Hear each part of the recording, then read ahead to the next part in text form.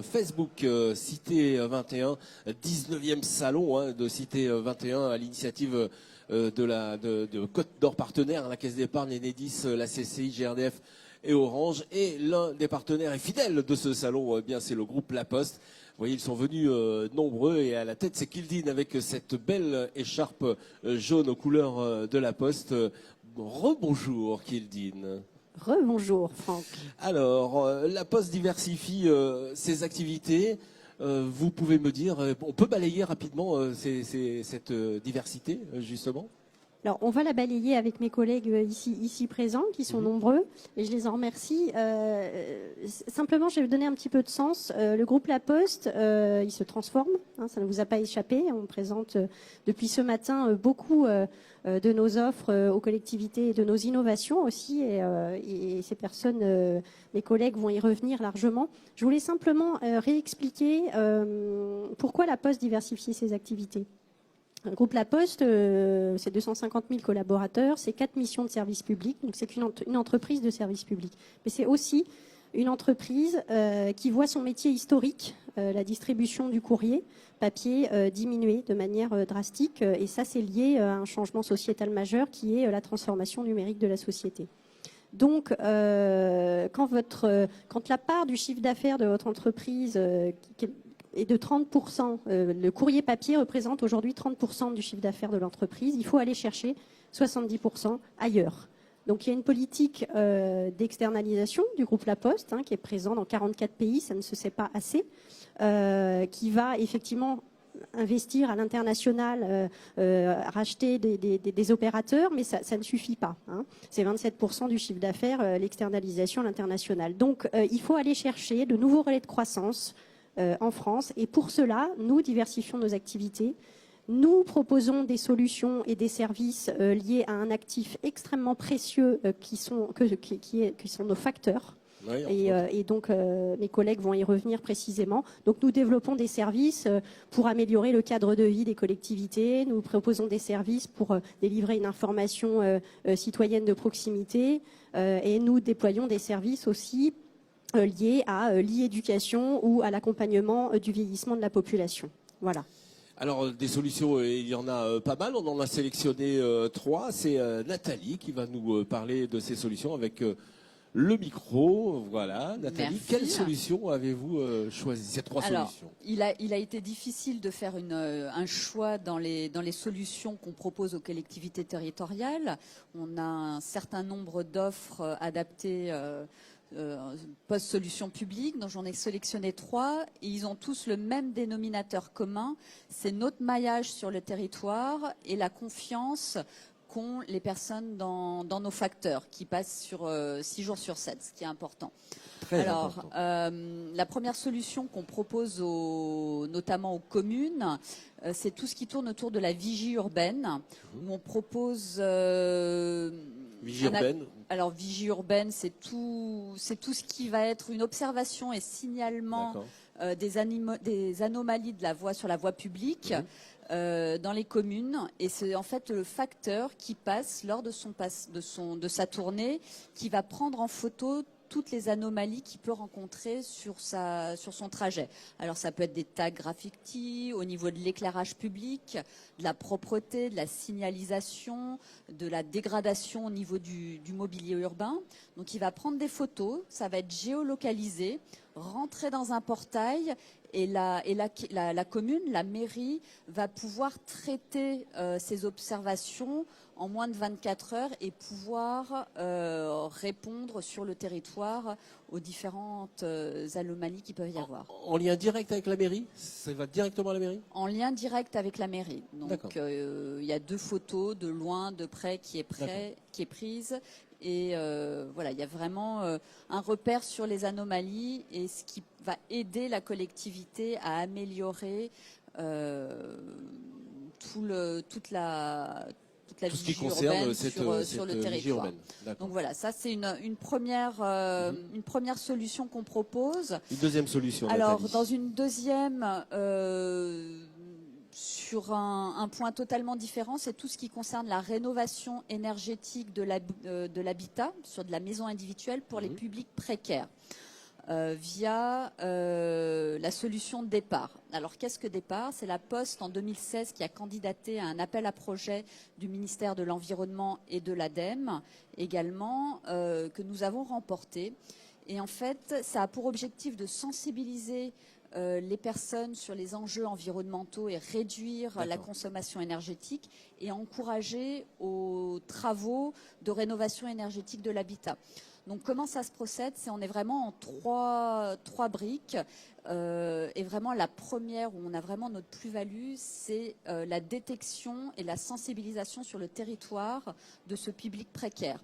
En fait, on fait passer le facteur et il y a toute une remise commentée et de flyers qui est réalisée par le groupe La Poste pour le compte de la collectivité pour sensibiliser aux enjeux et de pouvoir prendre ensuite un rendez-vous avec notre partenaire qui est Solia sur le territoire, qui va ensuite proposer des diagnostics gratuits pour le particulier et ensuite proposer différents scénarios pour encourager justement sur les travaux énergétiques. Donc première démarche, on a un questionnaire, on remplit le questionnaire. C'est toute une partie de communication qui sera réalisée sur le territoire. Voilà, au niveau des facteurs et au niveau de la population. Donc on va avoir toute une détection qui va se mettre en place et ensuite il y a un diagnostic qui sera réalisé. Et l'intérêt pour la collectivité, c'est que 90% du montant de cette prestation est pris en charge par un obligé qui est Petrovex, qui va prendre à sa charge 90% de la tarification du budget. Donc c'est vrai que pour la collectivité, c'est très intéressant de pouvoir cibler et détecter et accompagner les publics précaires sur cette action. Troisième solution, alors sur un point totalement différent, ça s'appelle Ma Ville Mon Shopping. C'est une plateforme de digitalisation que l'on propose pour les commerçants, qui est portée par la collectivité justement pour accompagner ces commerçants et la dynamisation de son centre-ville. Donc c'est un outil qu'on propose au niveau des commerçants. C'est une plateforme e-commerce, mais pas simplement. Les commerçants sont accompagnés par les équipes de Ma Ville Mon Shopping pour promouvoir justement les articles. On prend des photos, on les accompagne dans la communication. Et on amène le commerce chez les chez les gens et on propose également des solutions de portage à domicile via le facteur où on peut livrer. Donc le facteur va aller récupérer en boutique le produit qu'il aura commandé et il pourra être livré soit à son domicile ou au niveau de son lieu de travail s'il le souhaite. Et le petit plus sur Ma Ville Mon Shopping, c'est que y a des influenceurs qu'on appelle des citizens qui vont promouvoir les différents produits sur cette plateforme et ça va créer vraiment du buzz autour des différents commerçants sur la commune. Kildine, on le voit, le travail des facteurs, on va vous donner un micro, le travail des facteurs est considérable. Et c'est à la fois très intéressant, mais il y a beaucoup de formations pour nos amis facteurs, pour le coup. Oui, je vais le dire rapidement, mais effectivement, on ne laisse pas nos facteurs comme ça. C'est un nouveau métier, je l'ai dit tout à l'heure, ce sont de nouvelles activités. Donc nos facteurs sont formés, alors pas tous en même temps, pas tous au même rythme. Et puis il faut concilier cela avec leur métier de base qui reste encore la distribution du courrier. Donc, et puis l'environnement, là oui. Et puis voilà, donc effectivement, il y a un dispositif de formation spécifique pour tout ce qui concerne la rénovation de l'habitat ou d'autres activités. Alors, on va parler de cette numérotation des voies. Gilles, à quoi ça sert de numéroter des voies? Dites-moi. Ça sert surtout pas aux habitants, ça sert à l'usage qu'ils en font et aux sociétés de services. Donc, pour ce faire, il a été créé. Alors, pour revenir à l'origine, et moi je fais partie du service national de l'adresse, qui est basé à Libourne. C'est 90 personnes qui travaillent au quotidien sur ce sujet uniquement, qui a été créé au départ pour mettre en place un référentiel d'adresse qui n'existait pas auparavant, pour un usage interne, plutôt pour la distribution, donc pour optimiser les tournées, mais également pour mécaniser le courrier dans les centres de tri. Voilà, ça c'est l'origine, c'est la base. Une fois que le référentiel a été créé, on l'a commercialisé, et puis on a aussi commercialisé des services autour de l'adresse. Et parmi ces services, il y a l'aide à la dénomination et numérotation des voies, bien connue des communes maintenant, je crois, qui est une méthode qui permet de s'assurer que d'abord les secours, parce qu'on pense d'abord aux secours, arriveront avec un maximum de fiabilité, ce qui protège aussi au passage le maire de sa responsabilité d'accès des secours, puisque ça lui revient lié à l'adresse, hein, bien sûr. Donc ça, c'est quand même important. Et donc cette méthode, elle va du diagnostic des adresses jusqu'à la fourniture des plaques, en passant par différentes étapes. C'est vous qui mettez les plaques des noms des rues ou c'est Alors, quand on en est là, c'est qu'on a fait tout le travail en amont et c'est presque c'est plus facile, quoi. Hein. Mais effectivement, on est là pour proposer des plaques, puisqu'on a fait un marché avec des fournisseurs français pour proposer des plaques aussi bien de rues que de numéros. Vous savez que la mairie est tenue de fournir le premier numéro aux habitants. D'accord. Alors la Poste, en termes d'amélioration de cadre de vie et des communes, qu'est-ce que vous faites pour cette amélioration du cadre de vie des communes et des intercommunalités? Alors pour ce qui me concerne, ça passe par un bon adressage. Quel est l'intérêt d'avoir un bon adressage? C'est d'abord l'attractivité du territoire. On peut choisir, quand on est une entreprise ou même un particulier, d'aller d'abord dans une commune qui est bien adressée, parce qu'on est sûr à peu près d'y retrouver à terme ou immédiatement la fibre. On sait que c'est très important. On a parlé des secours, c'est aussi les livraisons. Aujourd'hui, avec le e-commerce, c'est un aspect très important. Pour les mairies et les communes, c'est important aussi de ne pas avoir des véhicules qui tournent et qui vont appeler la commune pour demander où habite tel ou tel habitant. Donc, si on se positionne en tant que partenaire auprès des mairies sur ce sujet, c'est parce qu'on a une connaissance effectivement du territoire qui est tout à fait particulière. Je peux vous dire 2 mots sur la méthode, peut-être? Bien sûr, allez-y. Si vous le souhaitez. Donc, notre approche, en fait, elle consiste à diagnostiquer. C'est pas facile en fin de journée. L'ensemble des voies à partir de notre connaissance, déjà, de notre référentiel, de la connaissance du facteur local, mais aussi d'un tableau de classement des voies dont va vous parler Sophie après, lorsqu'il existe déjà dans la commune ou qu'on va leur proposer. Donc ce diagnostic, il nous permet d'aller vers un objectif qui est d'avoir une adresse pour chaque citoyen qui soit unique, géolocalisable et non ambiguë. C'est vraiment un impératif. Et à partir de là, on est sûr qu'on est dans le vrai. Donc pour ce faire, on part du principe qu'une adresse, ça repose sur 3 piliers. Le cadastre pour la propriété, mais aussi pour la fiscalité. Donc quand il y a des changements de destination de biens, on le repère à ce moment-là. Donc ça fait des rentrées aussi financières pour la commune. C'est aussi la géographie avec l'IGN, la cartographie, les points XY. Il faut bien que les GPS puissent s'alimenter.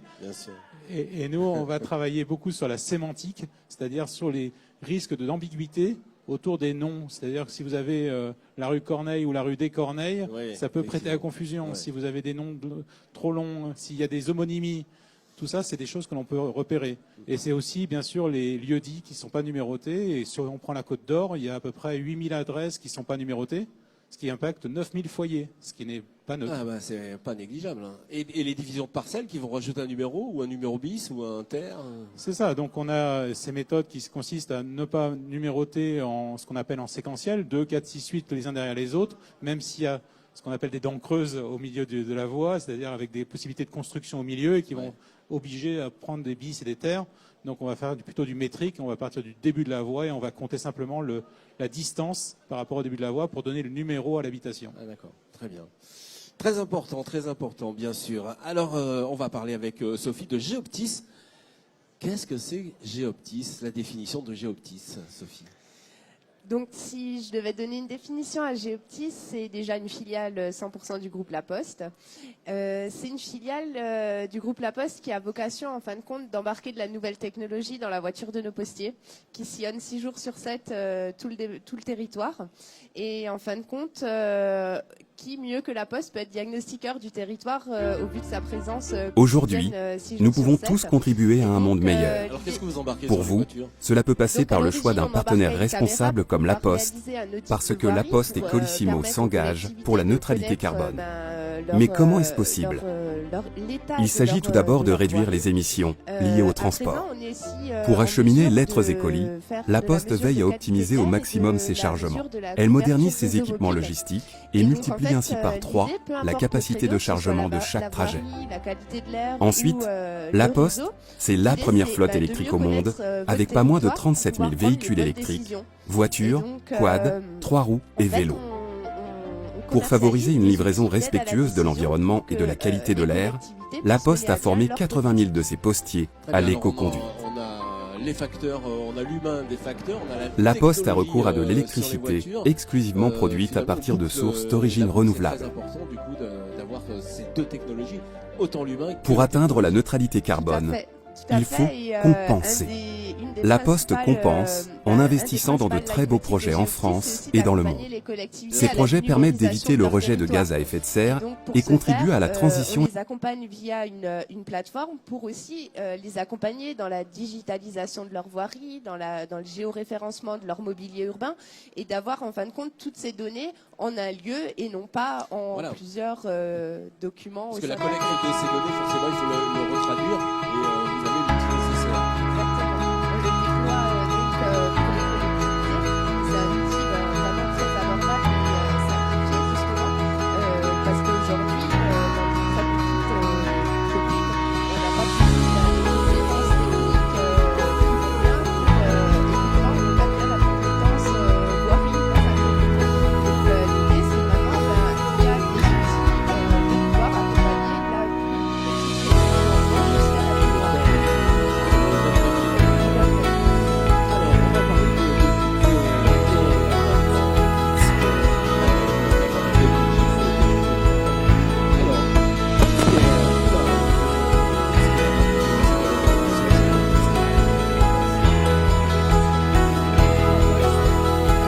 Nous avons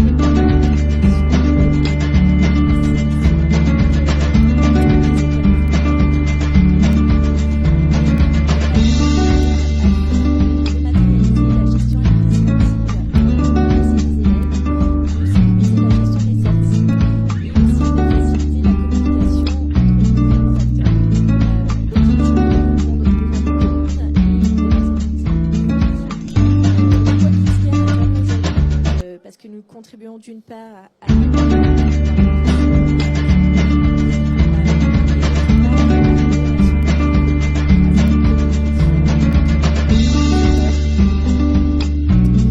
l'application c'est une application, donc, hein, c'est ça, hein.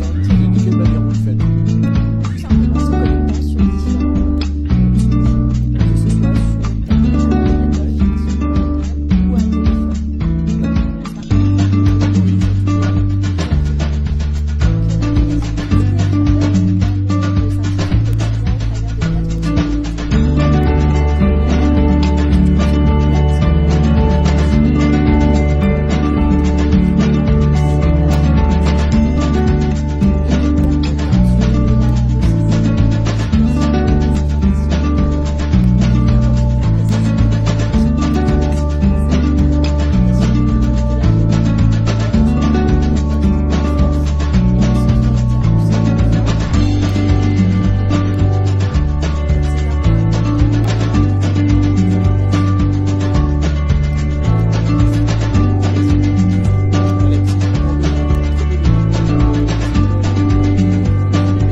Sur cette application et les parents de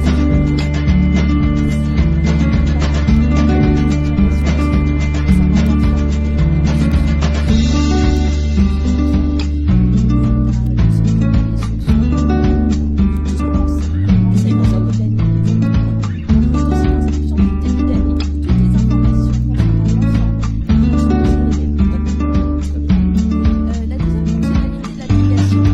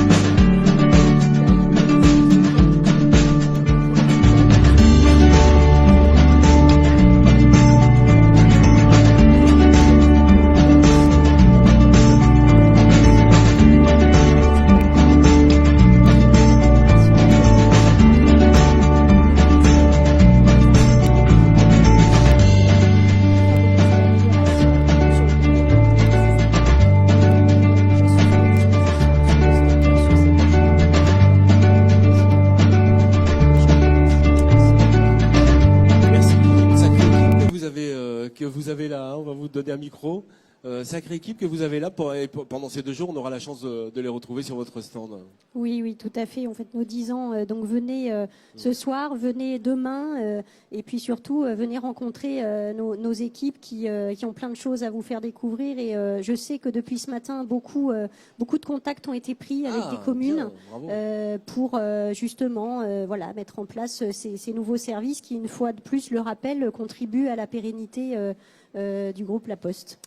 Voilà, mais j'étais très heureux de vous présenter ce plateau. Et pour une fois, il y a plus de filles que d'hommes. Et ça, c'est plutôt très agréable. Voilà, on se retrouve dans quelques instants avec d'autres invités ici sur le plateau. Merci, mesdames. Merci, à vous. monsieur. Merci.